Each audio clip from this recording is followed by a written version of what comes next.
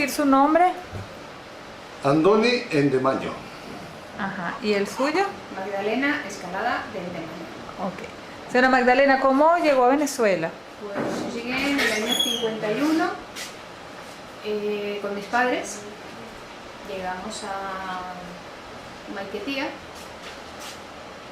de Maiquetía a Maputo y de Maputo a Caracas, de Caracas a Valencia. ¿Pero viajó en barco? Sí, ¿En qué barco viajó? en el Conde Argelino, ¿De qué puerto salió? de Vigo. Ah, ¿y por qué se vinieron a Venezuela? Pues porque mi padre había venido aquí a trabajar y después vinimos mi madre, mi hermano y yo Ah, pero su padre vino porque por trabajo, a trabajar. Ah, pero la situación era por la situación económica, por No. política de allá. Nada, en absoluto. ¿De qué trabajaba su papá? Pastelero. Ah, ok. ¿Cómo llega a Valencia? A Valencia llego en el año 68, Ujú. que mi esposo vino a trabajar acá. Ah, ok. ¿Y cómo llega usted a Venezuela? Yo llegué a Venezuela el año 57 en el Marqués de Comillas, a Caracas. Y en Caracas estuve 10 años y luego ya me vine a Valencia hasta el año 82, que ya nos fuimos con nuestras 3 hijas. Ok, pero ¿por qué vino a Venezuela? Por la situación económica catastrófica que había en España. ¿De qué parte es usted? Yo soy de Vizcaya, País Vasco, ¿En qué año nació? 1933, que tengo 72 añitos. Ok. ¿Pero viajó solo? Viajé solo, reclamado por una tía que tenía aquí en Caracas. Ujú.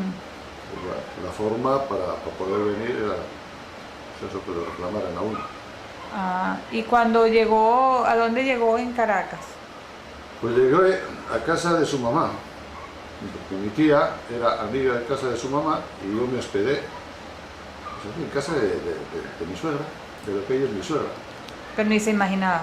Ni me imaginaba. Fíjese. ¿Y en qué comenzó a trabajar?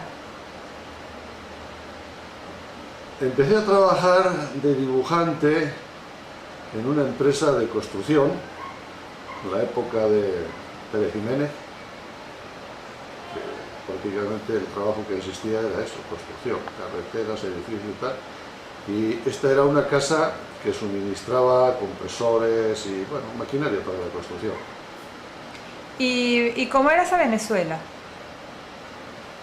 Esa Venezuela, en aquel entonces, era políticamente restrictiva. Estaba el general Pérez Jiménez en la Seguridad Nacional, pero era una ciudad tranquila, bonita para vivir. Si no te metías en líos de política, poco problemática, entonces andaba uno tranquilo, por la calle no había ladrones, no había eso. Lo que tampoco había era mucho trabajo. Aquí se trabajaba prácticamente 6 meses al año, que en 6 meses se hacían todas las obras y el general Pérez Jiménez las inauguraba el día 2 de diciembre. Entonces medio año se trabajaba para inaugurar esas obras. Y era prácticamente lo único, casi lo único que había que hacer, aparte del comercio y esa cosa que existía, pero había poco trabajo. ¿En qué obras trabajó? ¿Se acuerda de alguna obra específica? Yo obras, no, yo no trabajé O sea, en ninguna dibujando en obra. alguna... No trabajé en ninguna obra, no. Miento, sí trabajé 15 días construyendo los bloques del 23 de enero, como recepcionista de materiales. 15 días duré. Ya, pero siempre trabajó como dibujante, pues. No, en aquel entonces como recepcionista de materiales. ¿Y después? A ver, un poco complicado. Después trabajé en la Procter & Gamble de dibujante. No sé cuántos años estuve ahí, un par de años o 3. No me acuerdo, hace mucho de esto. Hablamos del año 59 o algo así. De allí, de la Procter & Gamble, me fui a Carigua, de encargado de una planta de beneficiar arroz. Allí estuve un año más o menos, algo más quizá. Y allí, estando allí, un ingeniero de la empresa primera que yo trabajé, en la que se dedicaba a materiales de construcción, uno de los ingenieros, me contrató porque iban a montar una empresa, un señor de Caracas, iba a montar una empresa de tornillería en Maracay. Y me contrató pues para crear la empresa esa. Yo estuve en Europa 2 meses y medio viendo la maquinaria y adquiriendo maquinaria y todo eso.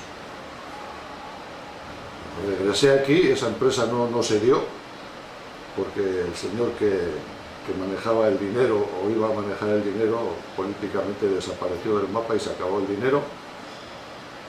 Y estando en ese número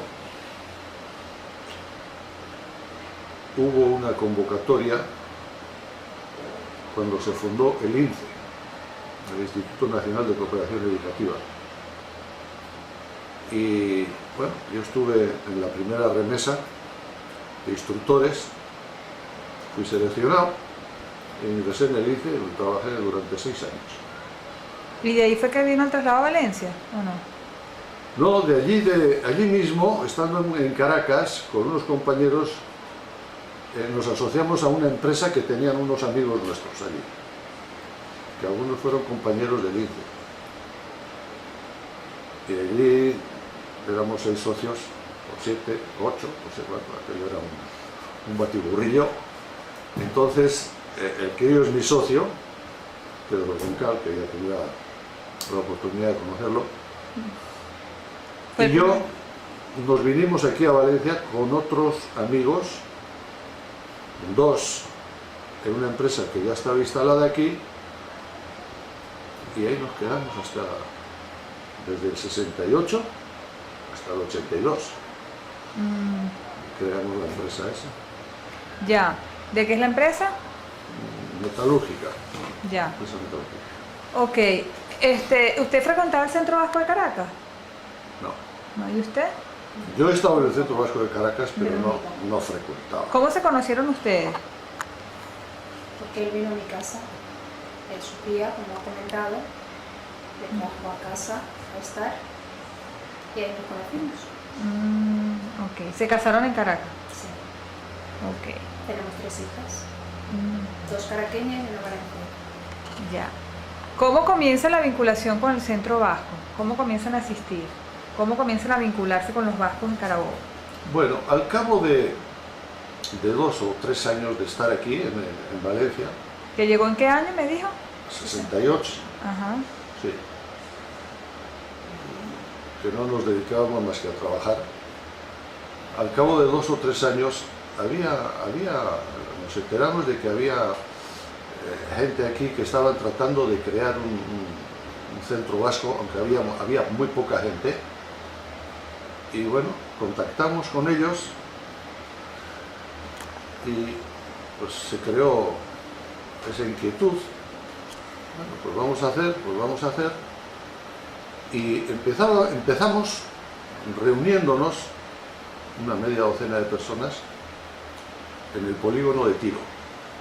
En lo que hoy es el polígono de Tiro, que entonces... ¿Quién lo contactó para ir al polígono de Tiro? ¿Quién fue el vasco que le dijo eso? Bueno, a ver, el que regentaba el bar en aquel entonces era José Luis Bilbao, que era otro vasco. El que regentaba el bar era él. Ahora, ¿quién acordó ese lugar? No sé, pero como aquel era vasco y allí podíamos reunirnos, bueno, pues llegamos allí. Y estuvimos mucho tiempo reuniéndonos, pensando, 6, después 5, después 4, después 3, después 3 o 4 más. Y bueno, ya en un determinado momento, pues empezamos la gente empezó a interesarse y pues vamos a hacer unos estatutos. Y bueno, hicimos, Pero ya tenían sede. ¿no? Cuando hablaban de estatutos era así. No teníamos sede. O sea, no existía el Centro Vasco. Entonces, lo primordial era crear un Centro Vasco. Hicimos los estatutos entre, pues no sé, éramos media docena. Kepa de Erteano, por cierto, murió este domingo pasado. León Celaya, Pedro Roncal. José María Ortega. No, José María Ortega no estaba en la junta aquella. Estaba un tal Villar, estaba yo y no sé qué más. Bueno. Y en casa del difunto Kepa de Erteano, definitivamente terminamos los estatutos y ya se convocó a una asamblea, se participó a todos los socios, o sea, a todos los vascos de los alrededores, creo que se puso algún aviso en el periódico para una fecha determinada y nos reunimos en el polígono de Tiro. Se presentaron los estatutos, no sé si acudiríamos, estaríamos allí 30 personas más o menos. Presenté los estatutos allí, se discutió un poco, se aprobaron unos estatutos, bueno, para salir del apuro de momento. Se aprobó aquello y enseguida empezamos a buscar un local, que no sé quién lo consiguió, lo conseguimos ahí en Aguanagua.